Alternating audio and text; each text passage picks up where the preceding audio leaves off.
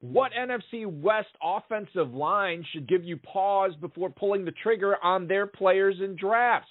Which NFC East running back is coming in as a nice value at the moment? And should one AFC West stud be on the lookout for a volume decrease in 2021? Plus, the football scientist himself, Casey Joyner, takes a break from his duties at The Athletic to discuss Najee Harris, CeeDee Lamb, and more with us tonight.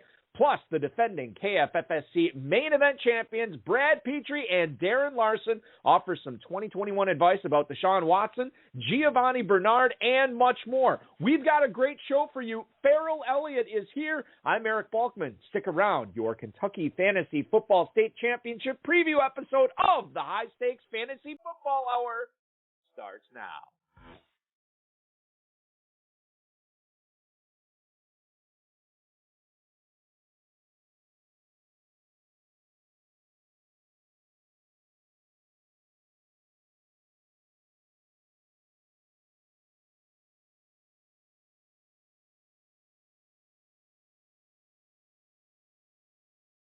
Broadcast live and heard around the world, you are now listening to the most entertaining hour of radio on the planet. Welcome to the High Stakes Fantasy Football Hour, presented by MyFFPC.com, with your hosts Eric Balkman and Ferrell Elliott. The High Stakes Fantasy Football Hour is your home for analysis from the best players in the world. And now, because no one else was available, here's Eric Balkman and Ferrell Elliott.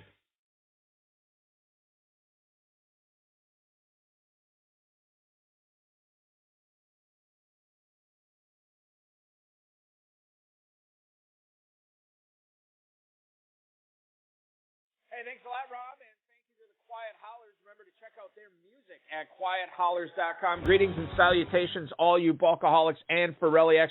Welcome to the latest episode of the High Stakes Fantasy Football Hour, presented by MyFFPC.com. I am, of course, your slightly above average host, Eric Balkman. My co-host is the definitive commissioner of fantasy football, Ferrell Elliott. And Ferrell, it's 1 week from today. You know, I had the traditional Wisconsin fish fry tonight, imbibed an old-fashioned and enjoyed my dinner.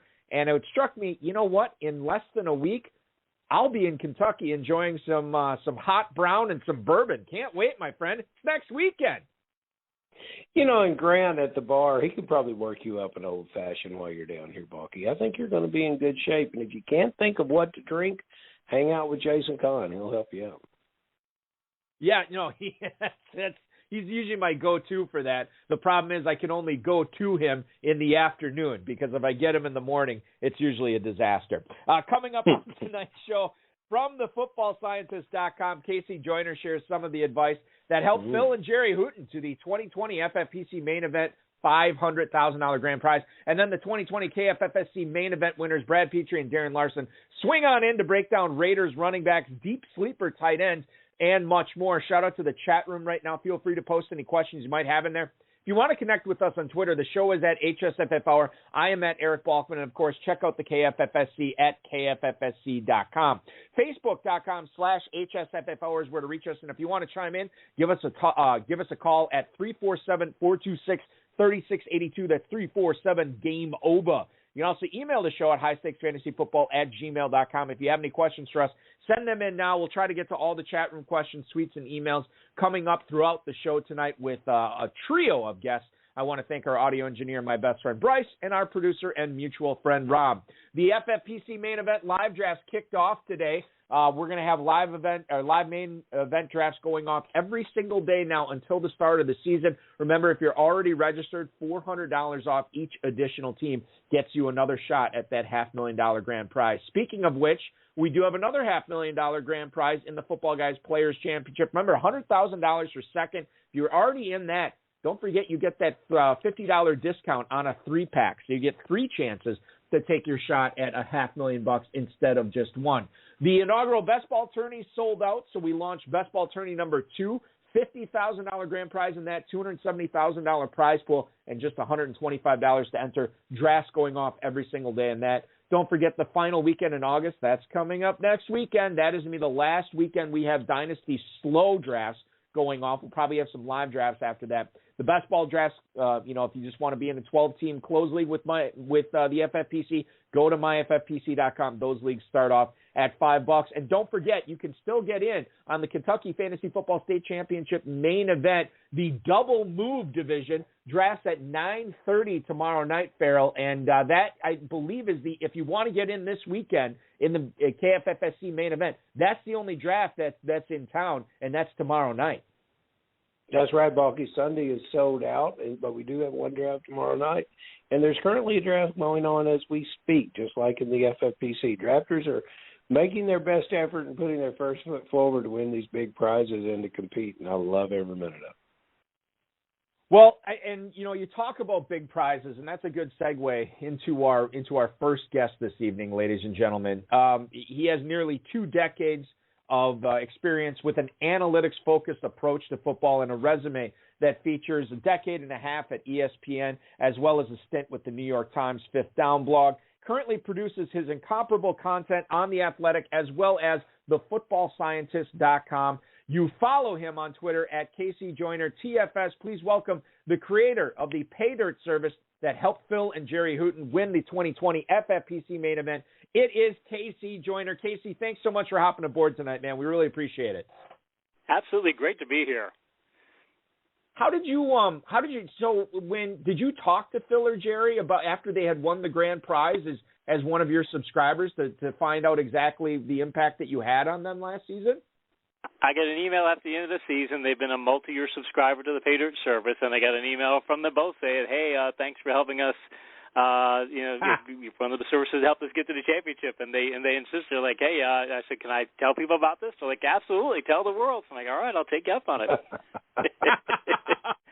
And you could, too, so we'll talk more about the Pay Dirt service at thefootballscientist.com. You also, it's been almost a month now with your new venture with The Athletic. Congratulations on that. I know you're putting out the Fantasy Football Science series on there. Can you tell us a little bit about some of those pieces that you're compiling for The Athletic right now? Can do. You work with The Athletic. It's as I wrote in my very first Athletic article, it's kind of like getting the old team back together because so many of the people over there I used to work with at ESPN for a long time with editors and writers both. So it seemed like a really good fit when we started talking this summer about doing some things. The Fantasy Football Science article series, it's going to use advanced metrics, of course expecting that from football science, just advanced metrics, analytics, game taste reviews, statistical trends, a bunch of other elements, anything I can think of to try to help fantasy managers with drafts, waivers, trades, starts, and selections. It's going to be a weekly article series during the season. Probably going to be doing some more content for them. I got a chat coming up next week at The Athletic and doing a number of other things as well. So lots of stuff going on there. That's beautiful, Casey. I've met one Casey, the scientist, before in my life. He was a jazz musician down in the French Quarter in New Orleans. And I think that just like you, he's unusually great at what he does, and congratulations with being back at The Athletic. So I want to talk to you about a guy from Louisiana, Clyde Edwards-Helaire. Last year, I was right about one thing and wrong about a lot of things. The thing I was wrong about is I would always mispronounce his name. And not only did I mispronounce it, I would mispronounce it differently each time I did it. But I was right about the fact that he did not belong in the first round. And I'm curious if on your way to this Pay Dirt that was a stake that you took loudly before the drafts last year. And then more importantly, what do you think about him this year? Because I thought he had a wonderful rookie, and I'd love to have him on my fantasy team. Last year I was worried about the idea whether or not Andy Reid would treat him like he did Brian Westbrook in his early seasons at Philadelphia and would say, hey, I don't want to use this guy as a bell cow.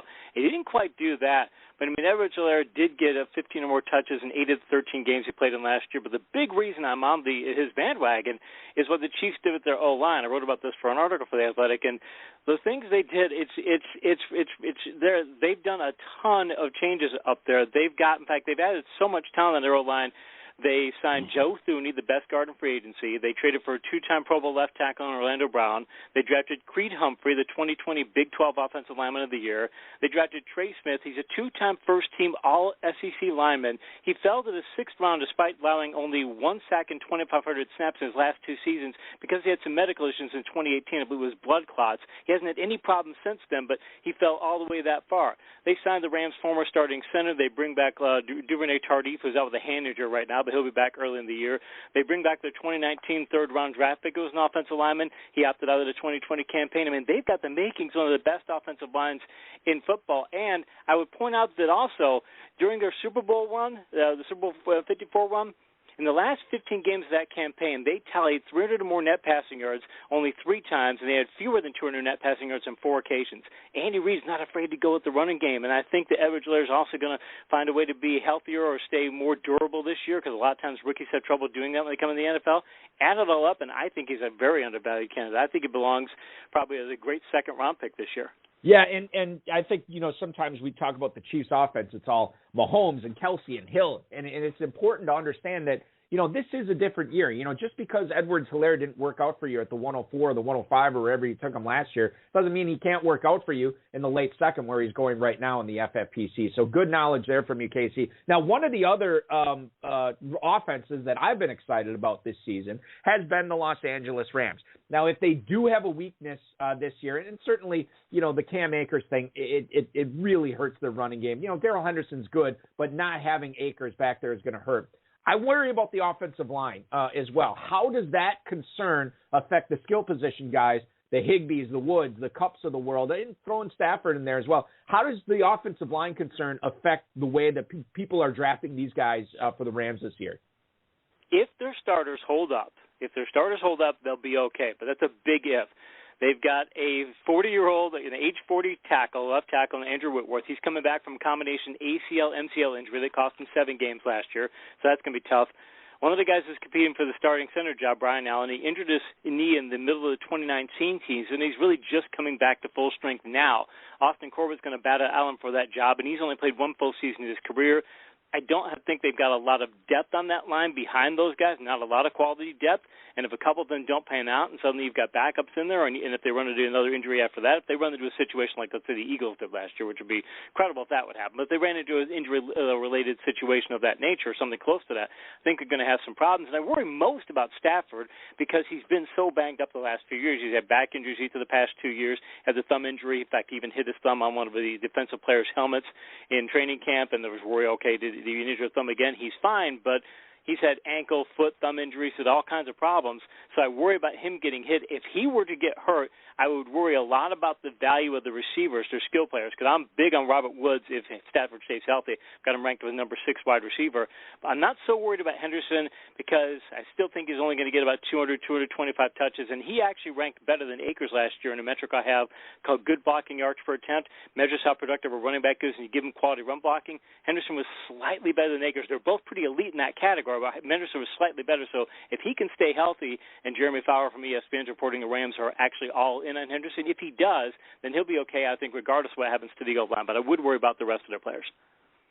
You did such a great job, Casey, in breaking down that talent that's around all the Kansas City Chiefs and Clyde Edwards-Helaire. Let's stay at the running back position and go to a team that was just a disaster, as you mentioned earlier, in regards to the injuries last year, the Philadelphia Eagles. A disaster with the injuries, a disaster with the coaching. Everything imploded on itself. And standing in the middle of that was one Miles Sanders, who flashed some brilliance, almost at least 4 games right above or right at the 100-yard mark.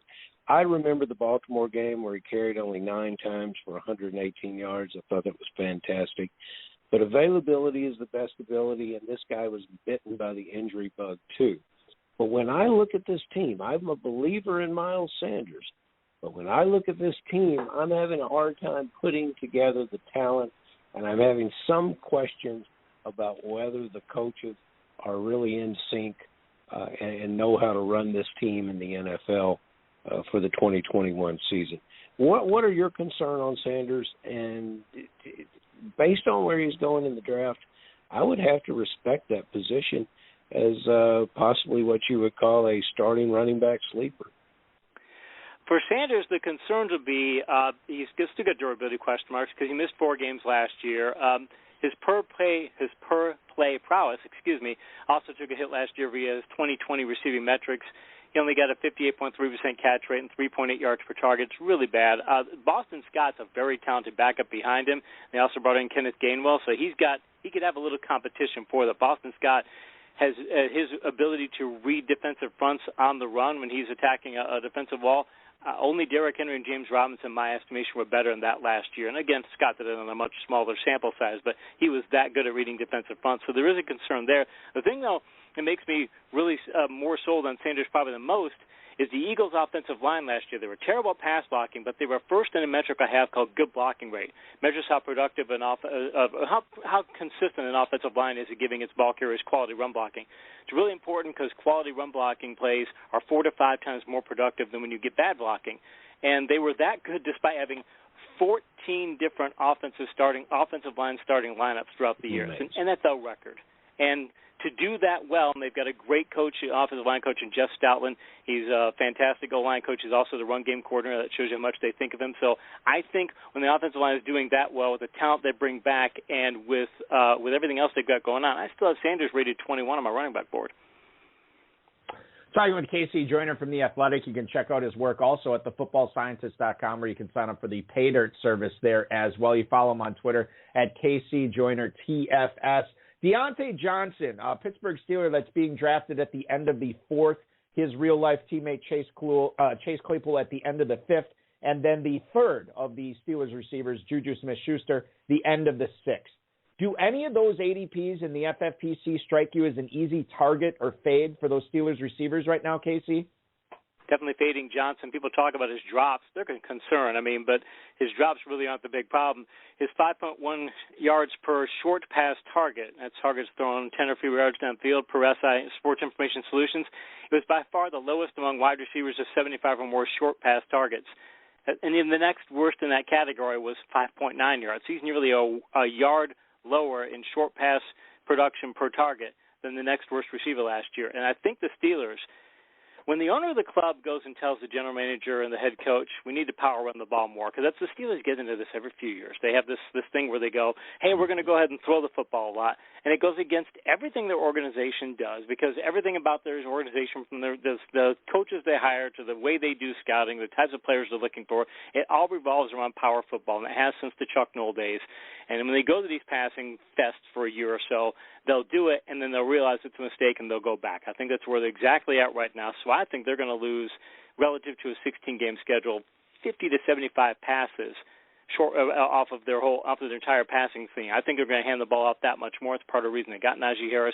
And I think that of the players that's going to impact, I think it's going to impact a lot of dink and dunk throws, and I think that Johnson's going to be the one who's going to lose the most. I could see him losing 20 or 30 targets again relative to 2016 game or 2020-16 game schedule. He's going to lose enough targets to where I think he's going to be a guy who's going to be going a lot lower than he's going to be not be anywhere near as productive as his ADP. Let's stay with Pittsburgh. You talked a little bit about it, Najee Harris. Here's a player in FFPC drafts going in the middle of the 2nd round. To me, if you were going to hype up a rookie running back, this is a guy that you would elevate. I can see the reason that he was drafted there. As you say, the new offensive coordinator, Matt Canada, is going to run things through him. Should he be going higher? And better yet, what's the likelihood, let's assume that he stays at this middle to late of the 2nd round, what's the likelihood that he outperforms that draft slot during the season? I think there's a strong likelihood. Pittsburgh was 28th in that good blocking rate metric. That's the Pittsburgh Steelers. They're 28th. Mm-hmm. That's just not who they are. They're a power running team. They got rid of Pouncey. Pouncey was very bad last year. DeCastro was bad. He was injured, but still he didn't play well. So they replaced 2 of their weaknesses in the offensive line. So those are guys that they're and it won't take that much. It really is only going to take a couple of extra good blocks during the camp every game. They get 2 extra good blocks. They turn 2 bad blocking plays into 2 good blocking plays. They'll be fine as far as the good blocking rate goes. They'll be middle of the league, and you can establish a ground game with that. The thing about Harris, he's slated to be a bell cow. Pittsburgh wanted James Conner to be a bell cow. He couldn't do it. So Harris will be able to do that. His history at Alabama suggests that. But I also would point out, In his junior year with Alabama, Harris caught 7 touchdown passes. It's the most ever by an Alabama running back, and it's tied for 9th most at any position in Alabama history for a single season. So the guy can catch the football, too. May not be his primary thing, but Pittsburgh's going to integrate him in the passing game. So the idea that he could get 300 scrimmage plays this year, I think, is a very high likelihood. And if he gets that, he'll definitely outplay that his ADP. Casey Joyner from The Athletic and thefootballscientist.com joining the program this evening. Question from the chat room. Our resident Ivy League professor, Wasp Guy, wants to know if Kenyon Drake is a PPR sleeper this year. And Casey is going right now at the running back 41 at the 10:07. Does that strike you as a place where he could be slept upon and be targeted for some pretty good fantasy production in the 10th round? John Gruden, he said it after he won the Super Bowl. He said, what's he like to do? Pound the rock. He tried to get the crowd to chant it and such. I mean, he just believes in that kind of that kind of it's what he wants to do. He wants to run that kind of a power rushing team, and I think they're realizing that Jacobs is a guy who I don't know that he can. I list running backs by either their bell cows, their lead backs, their platoon backs, or their committees. The 4 ways I split up the carry volumes, and I think that they'd like Jacobs to be a bell cow, but they're realizing now he's more slated to be a lead back, which opens opportunities up for Drake, who'd be the alternate back. And I think that when you put that together with the pass-catching ability, I think, he probably is undervalued at that position. Let's talk a little about another, beg your pardon. We move off of Najee Harris. Let's talk about a different position in a different conference, and that is CeeDee Lamb. He continues to move up FFPC draft boards right now, KC. He's being drafted as the wide receiver 11 going off the board at the 4th pick of the 3rd round. At what point would you start telling people to pump the brakes on that draft capital? I'm already pumping the brakes on CeeDee Lamb. I wrote about him in an article for The Athletic this past week. And the thing for me is that Mike McCarthy, if you look at his track record in Green Bay, 2009 to 2016, those are his 8 best seasons in Green Bay, arguably. The Packers finished higher than 10th in pass attempts only once, and they were 16th or lower in that category 5 times. And you think about it. They've got Lamb, Cooper, Gallup, Dalton Schultz, who placed tied for 5th in TE receptions last year. They got Blake Jarwin, and you've got Zeke, who ranks 5th in running back receptions of the past 3 seasons. So you add all that competition together and say, okay, McCarthy may not be throwing the ball that often, because I think McCarthy realizes you either win this year or you're gone. So he's going to go back to what's brought him success in past years. Go to the power running game. I got Zeke. I got Pollard. I can go ahead and lean heavily on the ground game. I still want to go vertical. I'm just not going to be throwing the ball 700 times or 650 in a 17-game season. So I think that's going to leave Lamb with only about 115, 120 targets, maybe 130 to 135 if all goes well. He's got the toughest coverage schedule, according to my matchup points metrics, among Dallas wideouts.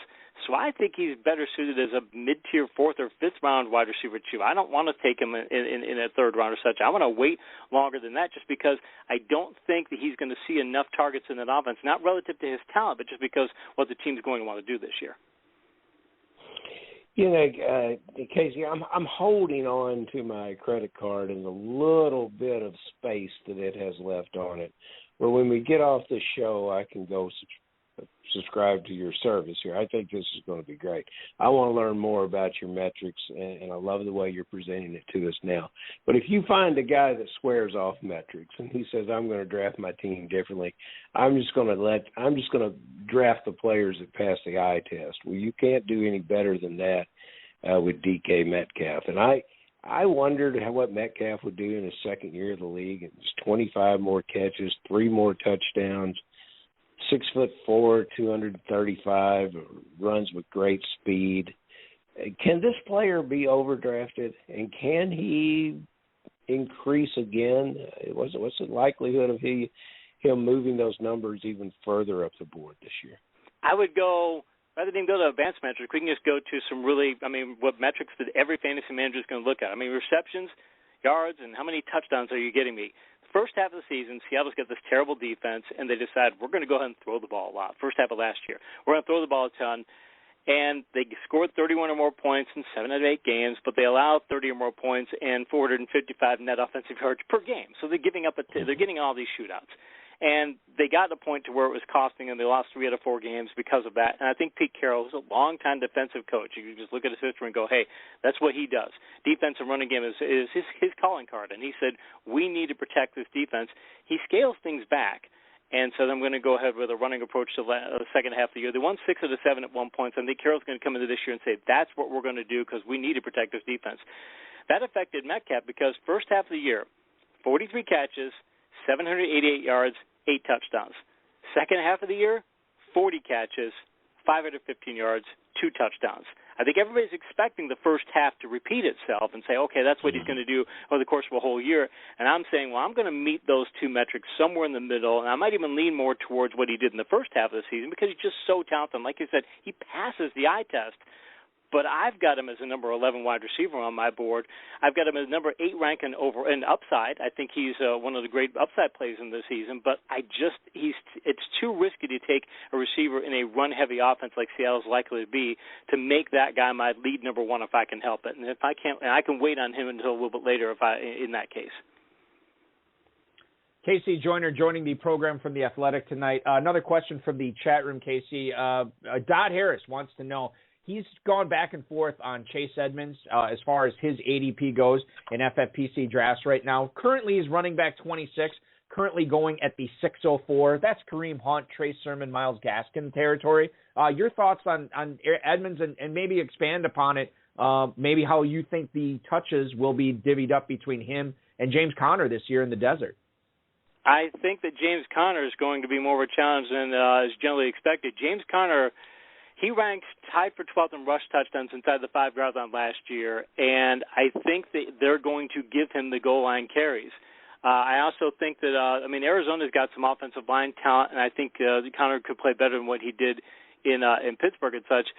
I just think that they're probably going to give him more of the high-volume carries, and the concern for Conner is, again, he's posted a total of 302 scrimmage plays in his 3-year career, and I think that Arizona just realizes we can't lean on this guy too heavily. So they've got 2 guys. It's going to be a pure platoon situation. Let's talk about the carries for running backs. This is going to be a pure platoon setup. But if I've got a platoon back, and I know that one is likely to be the goal line back, and again, with Connor's history of being a good goal line ball carrier, I think they're going to lean on him with that. Then I'm looking at Edmonds as being a between-the-20s guy. I've got them still rated about even because Edmonds makes up for it in pass catching, but I think overall people probably don't see them as even, or they keep thinking that Connor's going to be kind of a disappointment like he was in Pittsburgh, and I think it's going to be a little the other way around. Connor's going to be slightly more valuable than Edmonds, so I'd rather have Connor in that backfield. Let's get to a couple of emails here for you tonight, man. John in Garden City, New York, emailed in, how much stock are you putting into what we saw on the field from New England's Ramondre Stevenson and Philly's Quez Watkins? Thanks, KC. That is John in Garden City, New York. John, thanks for the email. These guys are kind of preseason standouts, or at least they were for 1 week. Are you putting much stock into what you saw in the preseason, KC? Never usually put too much stock in the preseason. It's put into if you're going to win a positional battle and things. If the training camps are playing out in such a way where you see players getting highlighted or featured in such a way. I'm more concerned about that. I do like the Patriots' running game, though, so I like Stevenson from that perspective, is what he could do, what he could get up there, because I think they're going to be a very run-heavy team regardless of if it's Newton under center or if Mac Jones eventually takes over. I think Bill Belichick wants to show people, I've won with power football before. They got the Super Bowl in 2018, won that Super Bowl, basically running power football the last half of the season. I think he realizes he can do that. Quez Watkins, again, how much can I rely on him? Because I want to see receivers who are going to. I'm a percentages guy, a very consistency guy. I want to see people who are going to put up consistent performances, generally speaking. So when I see somebody like Watkins, who I know can tear the top off a defense, is it going to be another situation like what I saw with Travis Fulgham last year, where he has a couple good games and then suddenly disappears for 6-7 games? I'm worried about that. So I might put a late round flyer into him, but I'm definitely not thinking he's going to be the guy. One more email here from Rich in Portland, Oregon. What's up, KC? How good, from a fantasy perspective, do you think Rondale Moore will be in his first year in Arizona? So a Rondale Moore redraft question here. Rich in Portland, thank you for the email, man. KC, what are your thoughts on Moore, what he's going to do as a rookie this year? I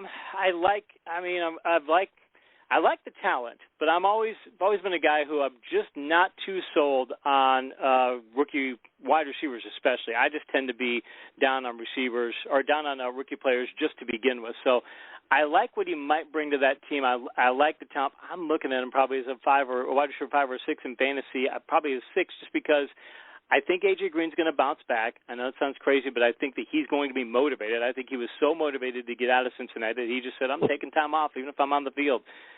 And I think he's going to be more motivated down there. You've got Hopkins. You've got some other players who are going to get the funnel of the offense. So I just think they're going to find certain types of plays that Moore can run. And that offense, by the way, isn't designed to be funneled through one player. It's designed to say we're going to attack a coverage. So a lot of it's going to depend on, okay, Moore's here. Did the coverage go this way and leave him open? So they're not necessarily, they're going to maybe funnel it through Hopkins and say we're going to necessarily send things through him just because of his talent level. But the rest is going to be where do you stand in relation to what we're doing to this defense, and do you happen to be the person who's open? So that's another thing that I think they'll find specialty plays to try to get him there. But when it comes to full field reads that they're having Kyler Murray doing, I think that Moore will just, again, he'd be fortunate. If he gets 100 targets this year, I'd be surprised.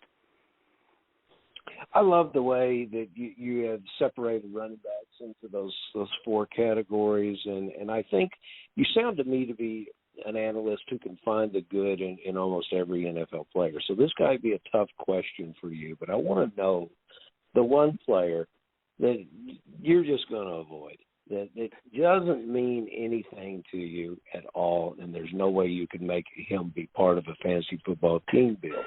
And then I would like to know a sleeper that being a rookie, I think Boston Scott, I think you treaded there, the old Giant killer. Maybe he's going to run better against the rest of the league and not just the Giants this year, but a sleeper that no one's counting on that might bust through and give that consistency that you just spoke of. I'll start with the sleeper, Callaway. Marquez Callaway, the wide receiver in New Orleans. There's multiple reports that say he's going to be the one, and Michael Thomas, who knows when he's going to come back. But if they're funneling the offense through a receiver, Callaway, I mean, if they're going to make you the one, and even though it's going to be probably a run-based offense, what if Winston wins the job? Okay, well, are there 550, 600 passes to go around? Yeah, and I'm looking at that going, okay, well, Callaway could get if he's the number one guy, and assuming he can hold up. And I think he's only caught like 30 passes as his career high in any season for catches. So you don't know if he can hold up or not. But man, might be a first half of the season kind of candidate where he's going to be somebody who might be getting 7, 8, 9 targets if things go really well for him. So he's a guy that I would love to have as a deep sleeper. Somebody I won't have on my team again, like you said, I never say never to a player and say, okay, I will just never have that guy on my team. I just said somebody I absolutely will not pick.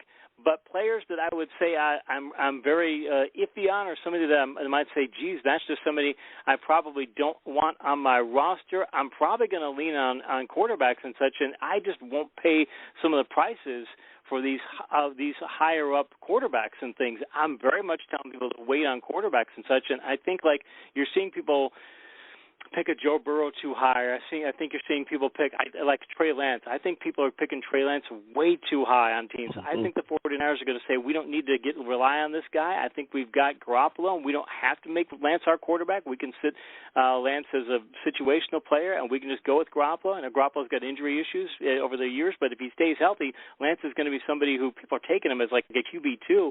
I think he might end up being a empty calories to QB2. It gives you next to nothing unless Garoppolo gets hurt. I hate having players like that. I want players who I know are going to get some playing time. So I'm really worried about Lance in that sense. We are not worried about getting great information from the football scientists. That is something that we got tonight, and you can check out more not only with the Fantasy Football Science Series on The Athletic right now, but the paid subscription at thefootballscientist.com. Casey, for any of our listeners who are looking to sign up for that right now, what's the type of analysis that they're going to get from a fantasy football standpoint? Well, I say if you want to win more titles, you can't do so with the same recycled information every fantasy manager gets. The paid service gives you a champion's advantage. It gives you information that you're not getting anywhere else. This is not stuff that everybody's getting recycled. You can hear from the analysis. This is unique caliber information. I've got an industry-leading draft guide. It's the 18th year I've been doing a draft guide. Insanely detailed start-sit charts, exclusive tri-weekly chats. You can get all these and more via the paid subscription service at thefootballscientist.com. Casey, can't thank you enough, man, for coming on tonight. Really appreciate you hopping aboard, dropping some science, as it were, on us. And I wish you nothing but the best of luck with everything with The Athletic, with the footballscientist.com. Keep up all the great work, man. We all appreciate it. Thank you, guys. Appreciate it. Casey Joyner, ladies and gentlemen, dropping aboard tonight on the High Stakes Fantasy Football Hour, talking a little football science, which we always appreciate here on the show. Remember to follow him on Twitter at the Casey Joyner TFS, and of course the footballscientist.com. That was a lot of information that we just got from the scientist, and Ferrell, I can safely say, and I'm not ashamed to admit it, I'm a bit overwhelmed with everything we just heard from him.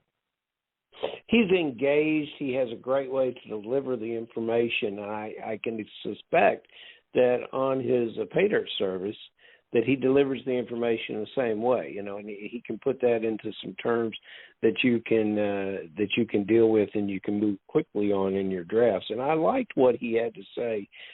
What he really impressed me was his breakdown of the Kansas City Chiefs roster and what they have coming back. This is a team that was in the Super Bowl last year, and they're going to be a much, much better team. He likes what's coming back at Philadelphia on the offensive line. He did not go talk very much about the coaching. And see, that's something that I see, and I don't know if his metrics allow for that, and that's something I'll be looking for on his site. But, yes, it's very impressive.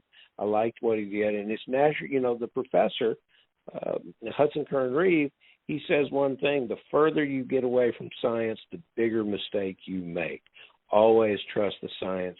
And, from the chat room, Dodd Harris. There's nobody in fantasy football named Dodd Harris. That man's name is C. Dodd Harris.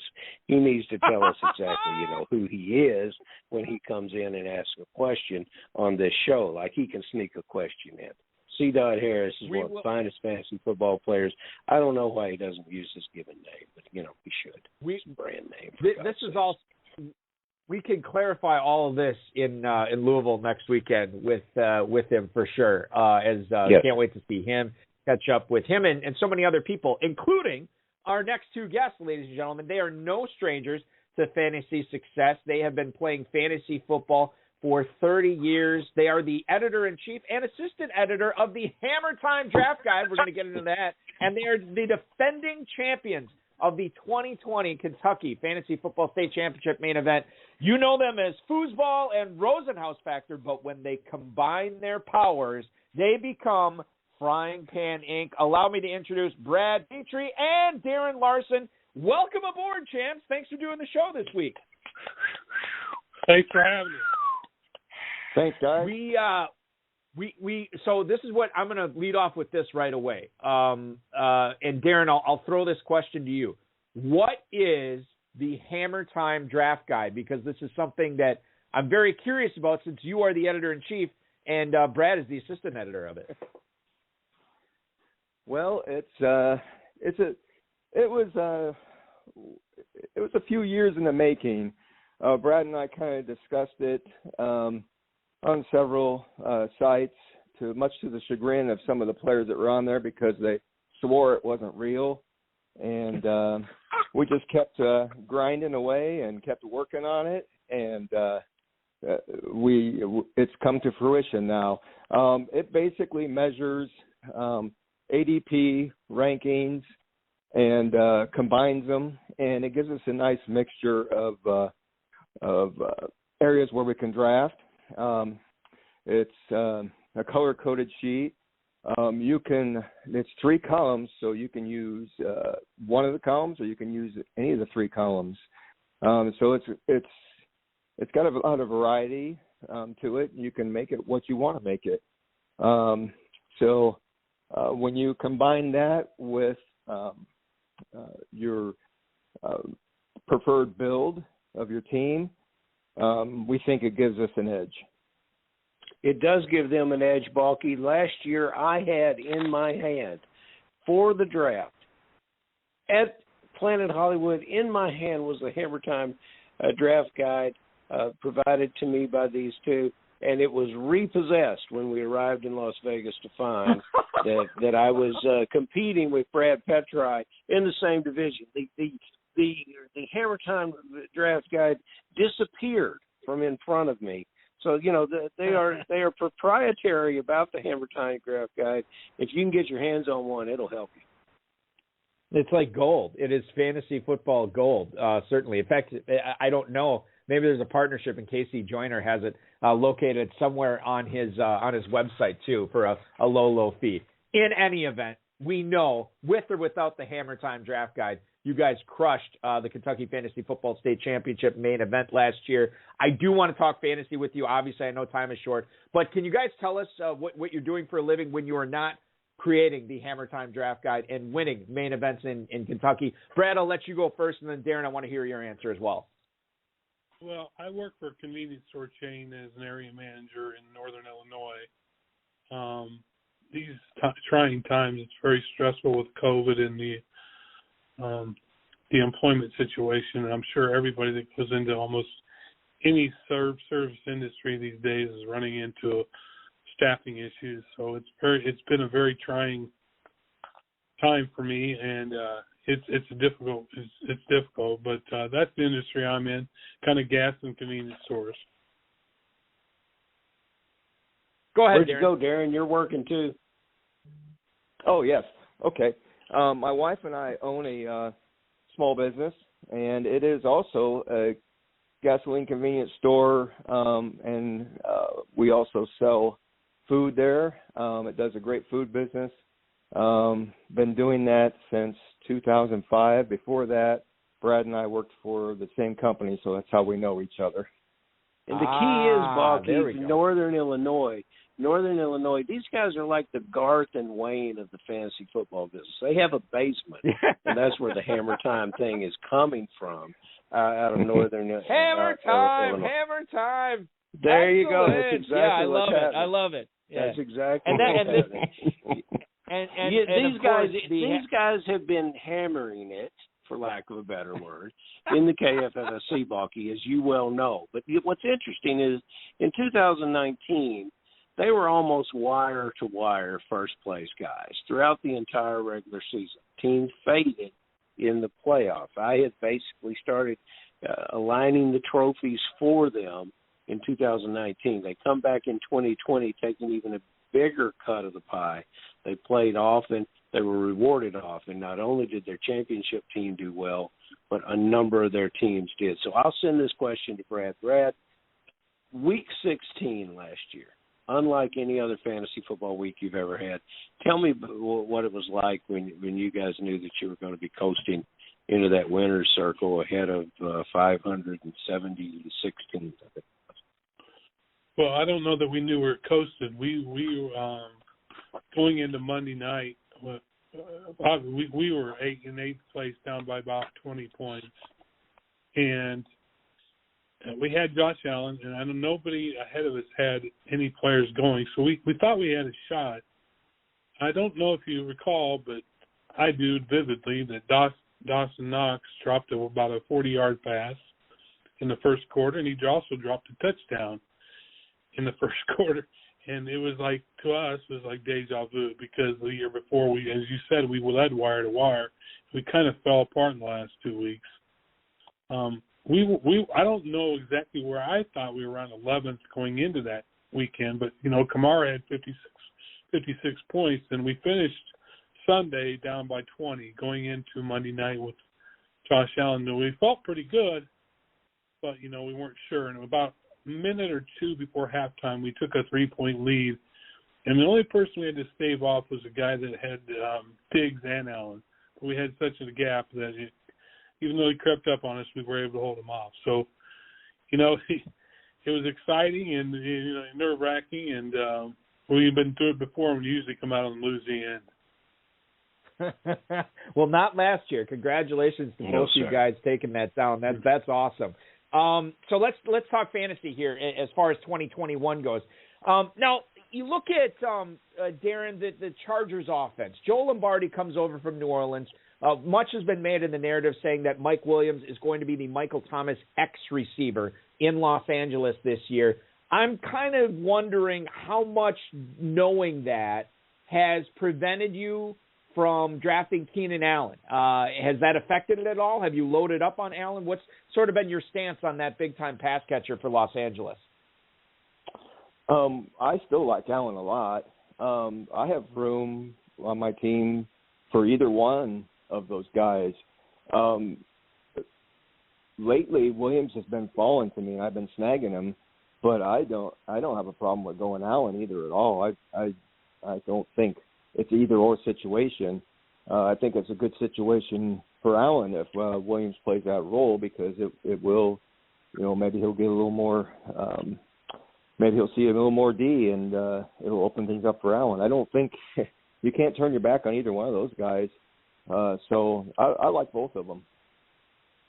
Darren, you are. Let's keep it on the West Coast. Let's talk about another AFC West team. You and Brad, amongst my all-time fantasy player favorites. I want to talk to you about my favorite team. Now, I think you guys were able to listen to the KC Joyner part of the show.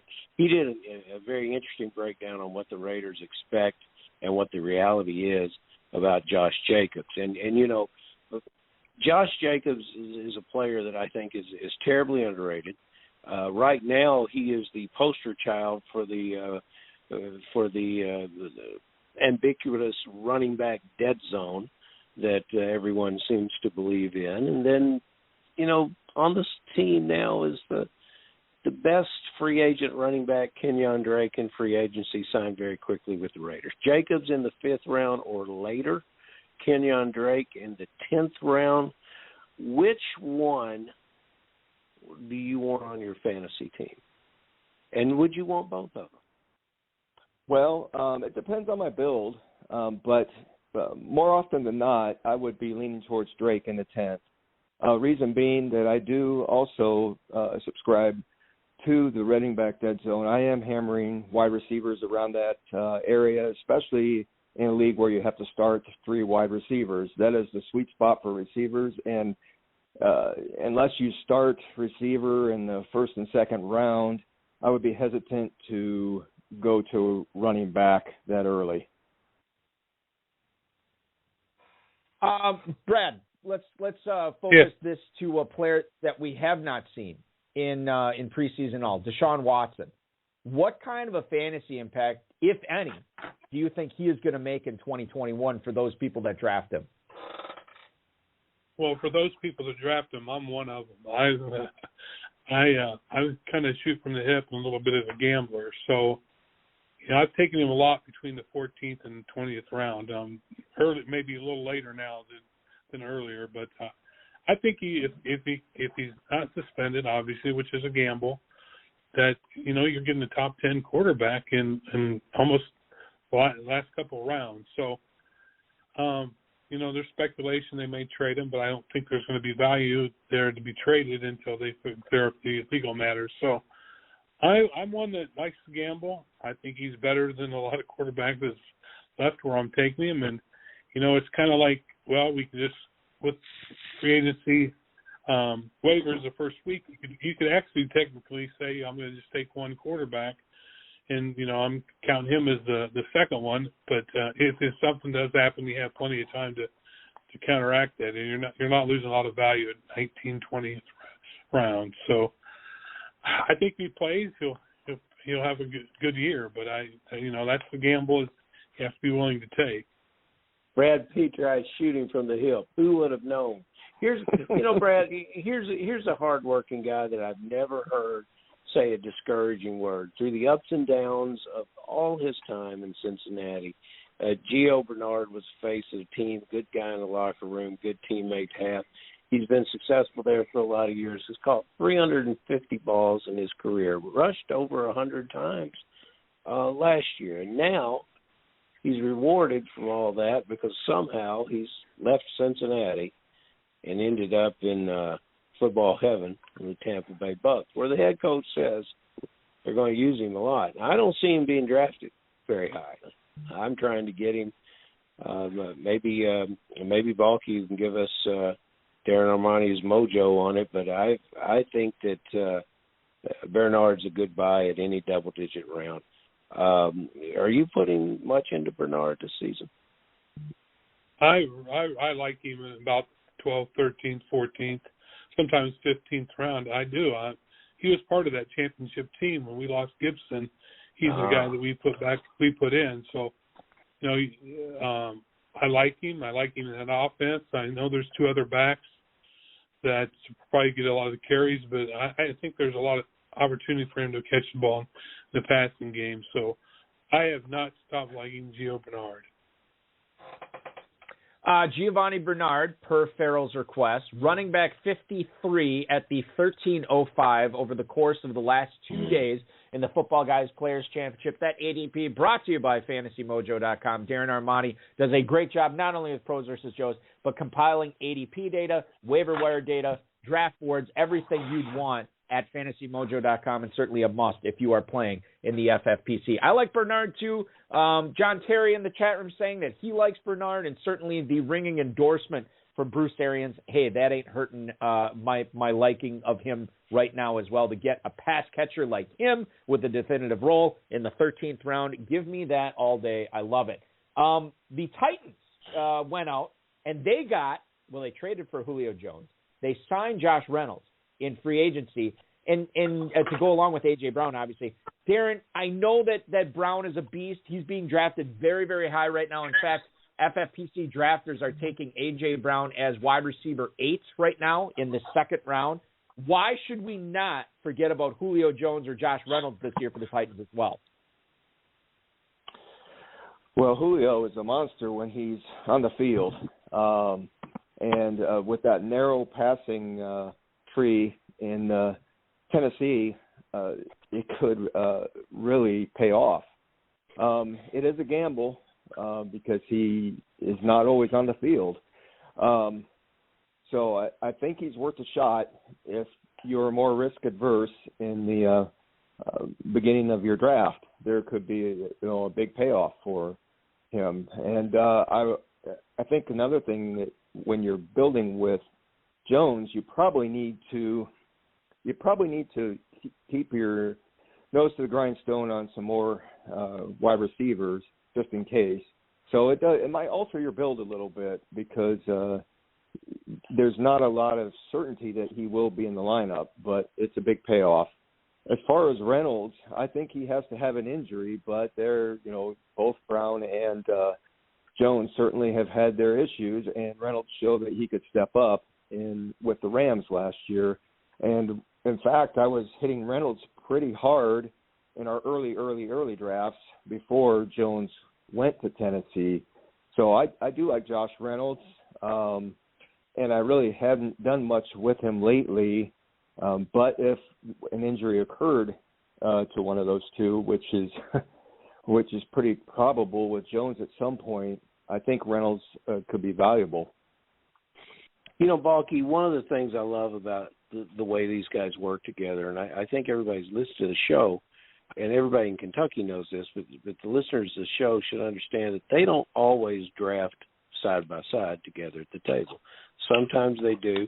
They separate. They share knowledge. They're equally successful when they're together and when they're separate. And I thought that's a very, very interesting way to do it.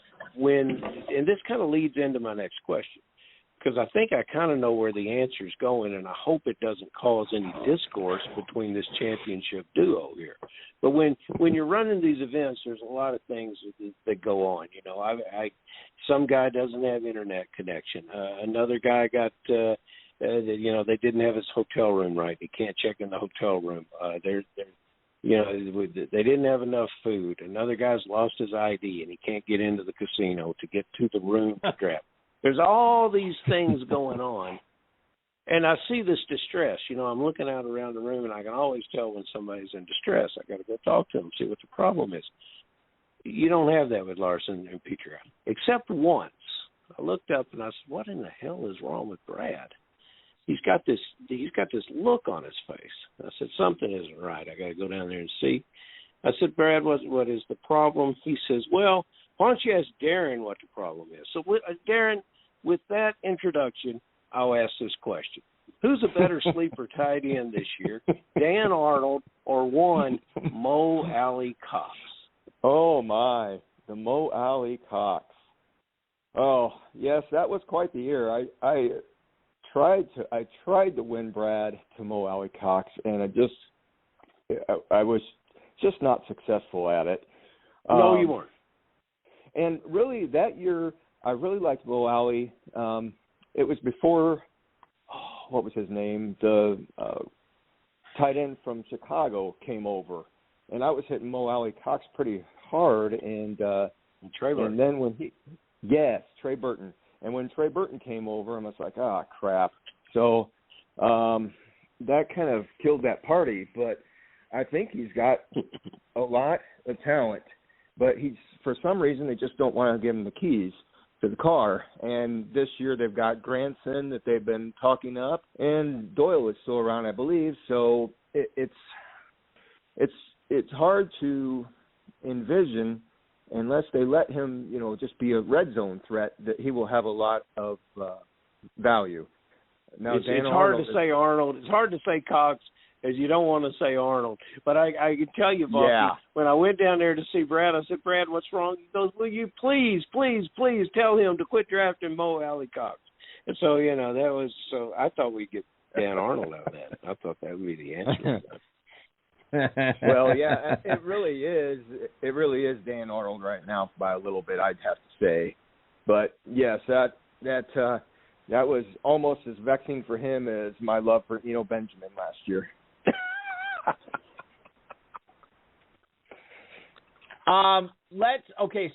Brad, I'm going to throw this question to you from our good buddy Kevin Williamson in the chat room right now. He wants to know, would you rather have a presumed number one wide receiver on a team, or maybe take your pick at maybe not the number one receiver on a high volume passing attack that utilizes three receivers? He cites the Tampa Bay Buccaneers, the Dallas Cowboys, the Pittsburgh Steelers. All three of those teams have three receivers going fairly, relatively high, I guess. So I guess at what point do you start taking the number 2 and 3 receivers off those teams over a number one that is, you'd think he's the number one, but you don't know for sure. Brian Edwards, that could be that guy this year. I'm not just using Brian Edwards as an example, but he'd be one. How do you sort of weigh that when you're at the draft board, Brad? Well, I kind of think about catches in the offense. I don't really particularly – I'd rather have Evans and Godwin over some other team's number one. So you can pick out any number one you want, and we can talk about it. But, I'm looking for opportunities. Teams going to throw the ball, and, I don't particularly want to say like, the number one in one team versus 2 or 3 players on another. I don't really think there's 3 wide receiver teams I would take the third wide receiver over. But we got our rankings. We've got our, so CeeDee Lamb and Amari Cooper might go before somebody else's number one easily, many times often. And they would go over the Giants receivers. You could say Galladay's the number one there, but I'd rather have both the Cowboys receivers, and I'd rather have both the Bucs receivers. So I take the player and the talent and the scheme and the passing opportunities over the presumed number one for any certain team. Yeah, you and me both, Brad. I'm with you on that. You're looking for the spike explosive production. How much explosive production is there in, say, Antonio Brown or Michael Gallup? Well, I can see those guys hitting this year, but some of these other guys, you mentioned Galladay. We had a Galladay conversation in the chat room tonight. I don't think there's anybody listening to the show in the chat room right now that is on board with Kenny Galladay. It seems like everybody's off him, and I think you could make a strong case that both Gallup and Brown might have better seasons than the presumed number one in New York. Ferrell, I am fresh out of email, so it is on you, my friend, for the last question for FPI tonight. And fellas, we got to quickly have 4 players. We've already got Mo Alley Cox, Brad. You can't use him. 4 players. I got to have 2 sleepers, 1 from each of you, and just a player that you're avoiding, and that player can't be Cam Akers. So I know everybody in the league's listening. It's very dangerous territory for you guys to say who you're avoiding and who your sleeper is. So if you want to use kicker as a sleeper, nobody's going to complain except everybody listening. So go ahead. Want me to go first? Well, I'll go first. Balky just mentioned one that I'm not particularly high on this year, and that's Antonio Brown. It's I'm just not. I know he's burned me in the past. I've kind of had my fill of him. Darren thinks a little bit differently on him, and then the guy that I kind of like is Philip Lindsey of Houston. I just think he might end up being the primary running back there. Not that that's a great place to play or be, but I like Lindsey as kind of a sleeper running back. And let me just, by the way, I like Philip Lindsey this year too. And you talk about, maybe Houston's not the greatest place to be, but he is a starting running back, or potentially starting running back that you can get as running back 45 in the 11th round right now. I don't really care about the offense so much at that point. Like Baker Boy, Joe Del Zanero always says, there's no such thing as a bad pick after the 10th round. So I'm totally with you on Lindsey, for sure. That makes a lot of sense to me. Darren, who you got? Okay. I had to really think about who I would really definitely be avoiding.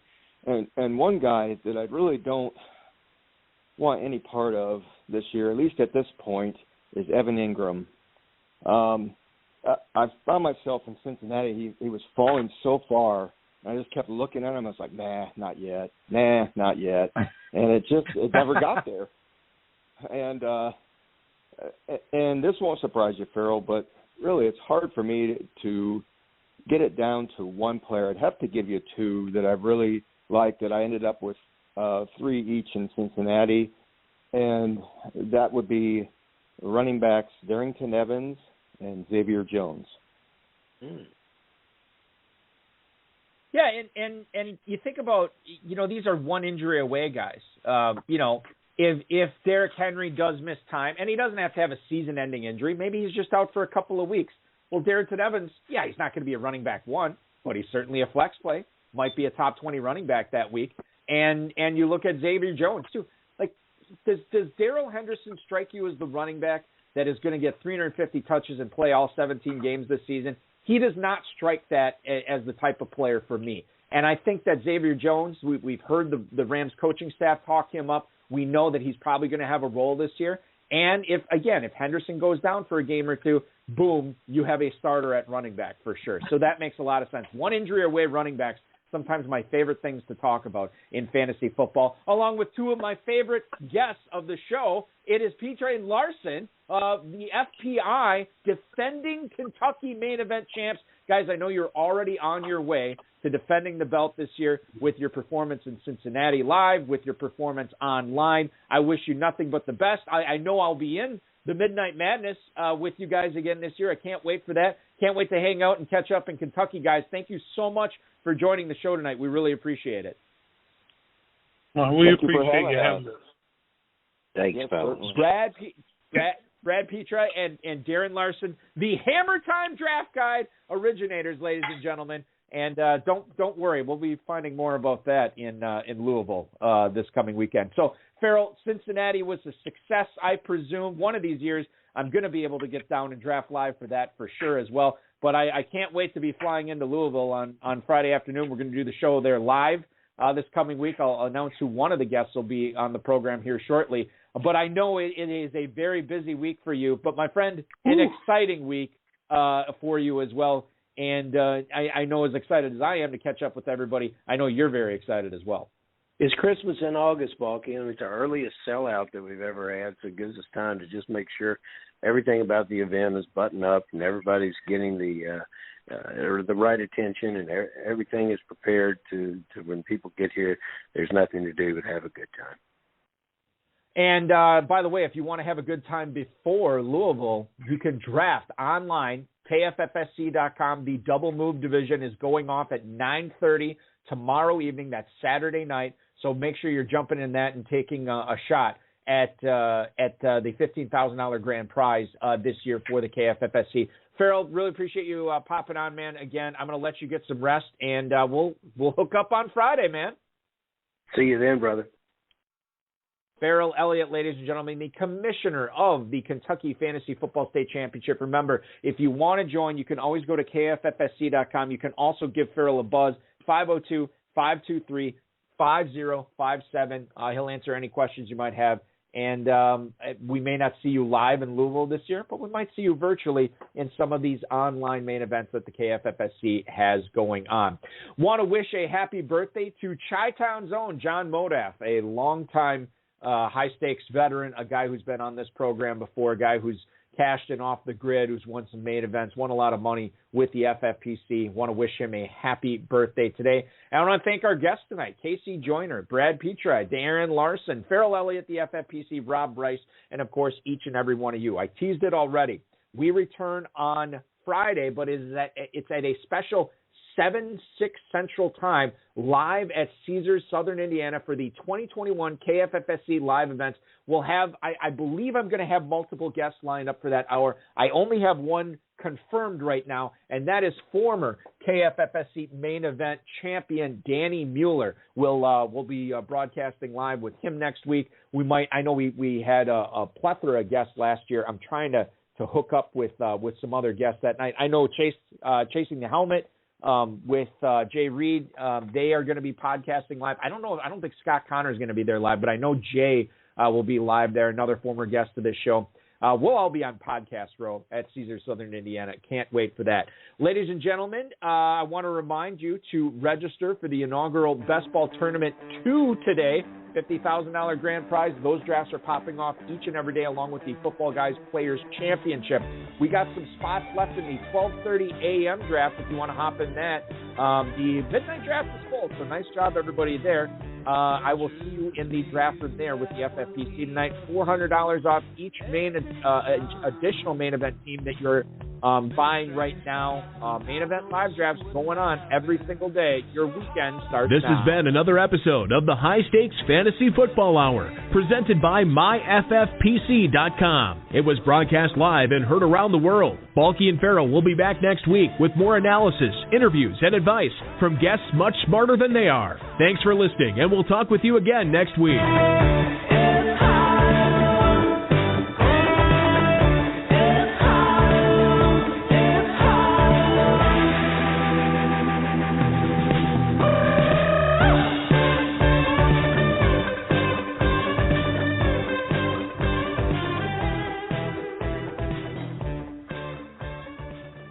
By the way, everybody, in addition to the Footballguys Players Championship, just want to remind you that while all the drafts for the main event, obviously tonight, are sold out, tomorrow we do have 6 openings in the Saturday night evening draft. That's at 10 o'clock Eastern time. That will fill, so make sure you're hopping in there for your shot at $500,000. And don't forget, more action on Sunday as well. We have a 1 o'clock and a 10 o'clock that still have not been filled, and those will fill again. So if you're looking to get into a main event, those would be the ones to target right now.